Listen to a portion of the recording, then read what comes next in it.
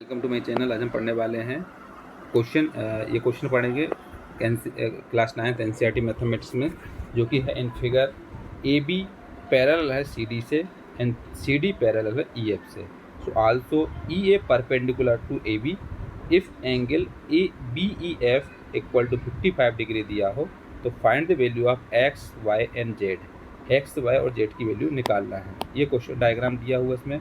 इस डायग्राम में देखेंगे कि इसमें 3 लाइन ड्रॉ है, एक AB, एक CD और एक EF लाइन ड्रा है। इसमें से हमारे पास इस टाइप से लाइन खींचा हुआ, तो इसमें एक X यहाँ है, Y यहाँ पर है और Z यहाँ पर है। और चूँकि आपको मालूम है कि इस एंगल E है जो ये कितना दिया है, 55 डिग्री दिया हुआ है। इसमें पॉइंट कौन कौन से हैं?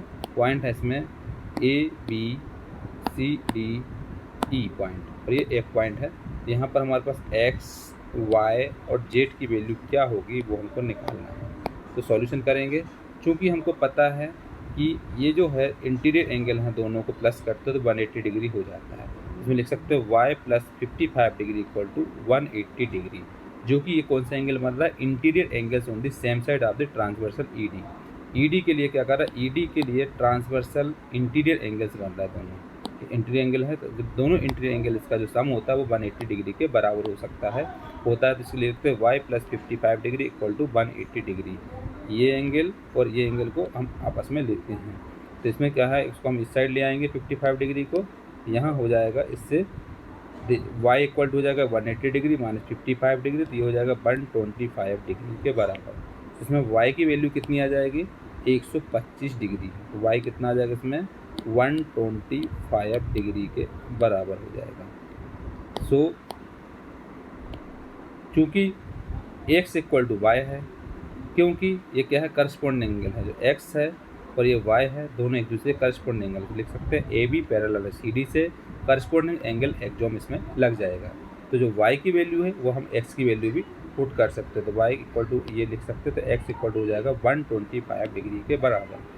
Therefore X equal to 125 degree हो जाएगा। इससे हमने X और Y दोनों की वैल्यू निकाल ली। ये Y की वैल्यू निकल आई और यहाँ पर X की वैल्यू निकल आई। अब हमको Z की वैल्यू निकालना है। So Y equal to 125 degree, X equal to 125। Now since AB parallel है CD से, AB पैरेलल है CD से एंड CD पैरेलल है EF से, देयरफॉर AB पैरेलल होगा EF से। तीनों लाइन जो है एक दूसरे के पैरेलल ही होगी। इसमें हम लिख सकते हैं एंगल EAB, मतलब एंगल EAB ये वाला एंगल, प्लस एंगल FEA, मतलब एंगल कौन सा? FE और A, मतलब ये वाला एंगल ये कितना है? 90 डिग्री।